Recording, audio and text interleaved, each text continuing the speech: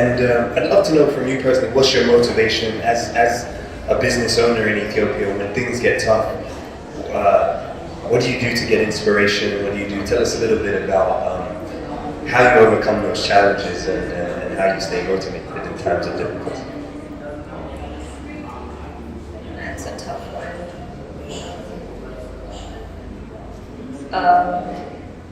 For me, apart from what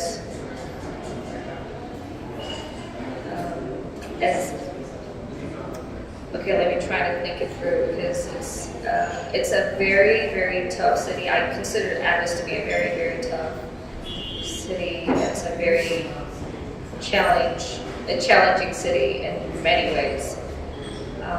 So it's hard to pull up and then stay positive and focused. The support I get from my family and friends is one thing that keeps my head above water. Apart from that, it's a journey. It's an ongoing challenge. You will go down and you will rise up again. So anytime at all where I'm down, I know I'll come up again, because it's always been that way. But I'm not saying that it's going to go on like that. I try to find ways in which I can solve a problem. If it's a recurring problem, maybe the problem is me. So if the approaches I take, and I'm not doing this on my own. Again, having a partner has helped, and I say it for both. It helps us immensely to keep us going. We support each other. There are a lot of things that I could not possibly fix on my own. And he would come in with brilliant ideas in multiple ways. He's a very patient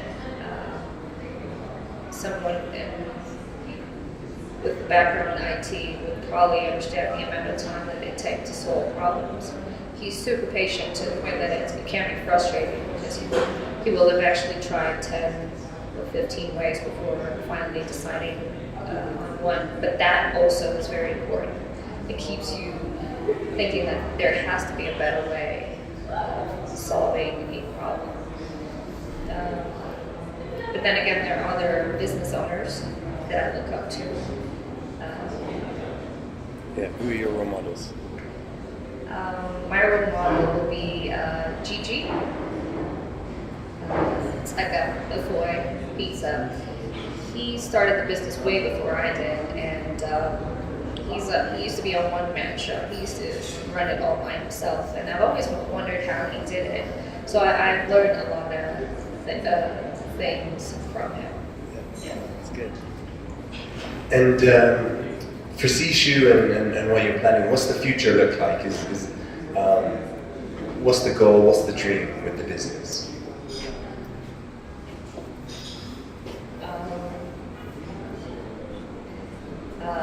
So, having been in business for 7 years, and we're now actually starting. We're working on our second shop. A lot of people may actually know us for the burgers, and granted, I would accept that. But there are a lot of things that we actually work on, from the bakery to the different sauces and sandwiches that we make, pastry that still in the back that's turning, it's waiting to come out. We want to actually take whatever we have at the warehouse at the current location and expand on that. So the different elements that we have there, we want to take them away. Like bakery would be one thing, then several outlets for that. The second, I'm not quite sure yet which way we're going to go with the burger / sandwich location that we have coming in January. Have several of those. But the focus again is mainly on maintaining quality and consistency, and given that 5 to 10 years, we'll have several branches, and hopefully we will be successful monetarily so that other businesses will look up to us and try to copy us. You heard it here first. There's more Sishus coming your way, so I could see the excitement in the room as you said that. So I'm sure you'll have a lot of loyal customers in the room here.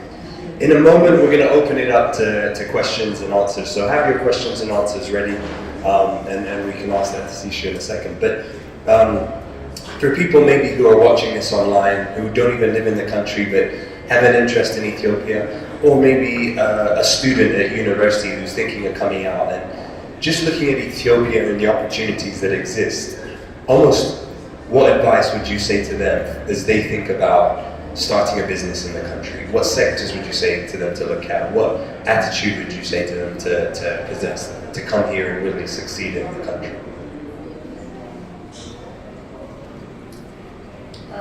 I would start off again by saying it's without being specific about the type of business you're going to be in or anyone else is going to be in, I would recommend that anyone who starts a business to have a partner or partners. It's better. Two heads is better than one. My advice would be that. Second would be particularly for young aspiring Ethiopians who live here to be willing to take risks. In a highly risk-averse society such as ours, I say go out there. If you have a dream, do it. Pick a good partner for that who shares your vision. And third of all, an environment where again access to finance is quite difficult, but hopefully with opportunities such as this one, find ways in which you can actually find your finances to run your business. Be very stay focused, stay determined, because people will tell you otherwise, or you will get very many unsolicited advices. So take it all with a grain of salt, but stay focused and persist.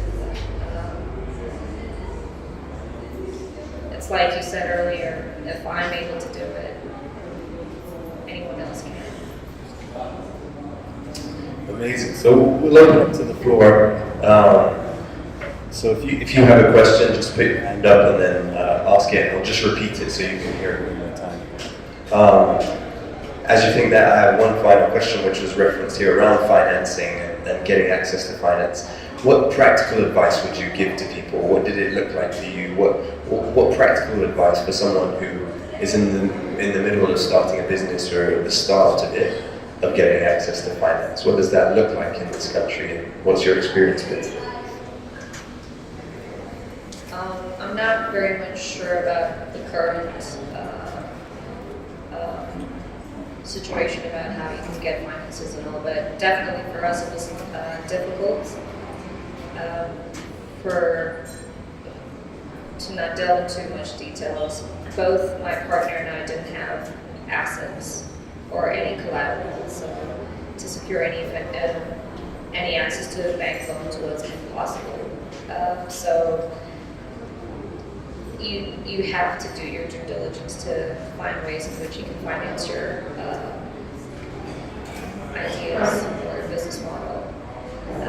If you can't do it, try and find someone who can actually help you. And these are the kinds of environment where you can find a network. You can actually find people who are willing to do it for you. Unfortunately for us, we didn't.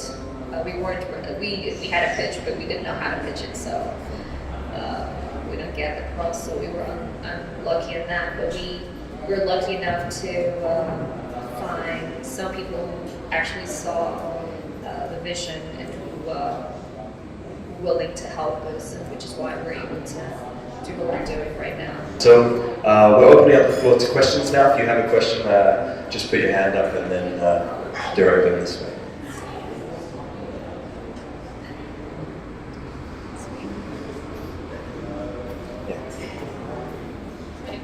Yeah, say it out loud, stand up, and I'll repeat it. My question for you is like, can you talk some of the elements that separate you from the others who have the same idea but did not succeed? So can you briefly mention about some of the characteristics that you feel you had that meant you succeed when others tried to do the same thing and failed, is the question. And then my second one, sorry. For most, let's say diaspora people to start something new here, I think the biggest fear is like the bureaucracy. Can you talk a little bit about that? And is it easy? I know there's no easy answer, but how would you explain? Quickly introduce yourself and where you're from. My name is Elsa. I was born here, but I came from California. Okay, thank you, Elsa. So the question is two. The second one is for people outside, especially the diaspora, the fear of returning to do business is the level of bureaucracy. Could you touch on that as well as the first? Let's start with the last question.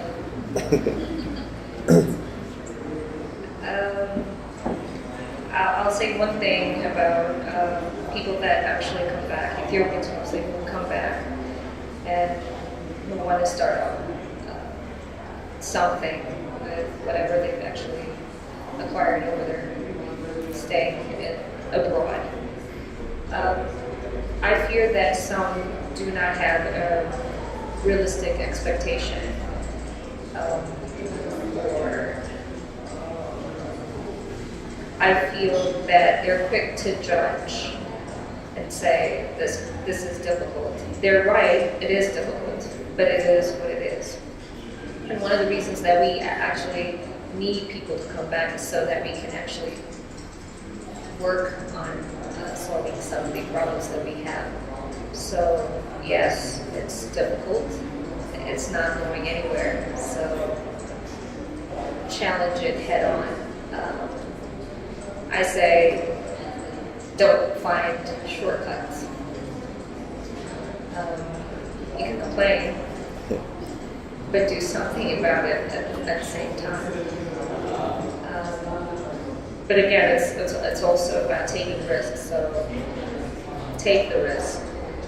Don't wait until somebody else does it. Talk about it. Get ideas, and don't be afraid to feel challenged by that.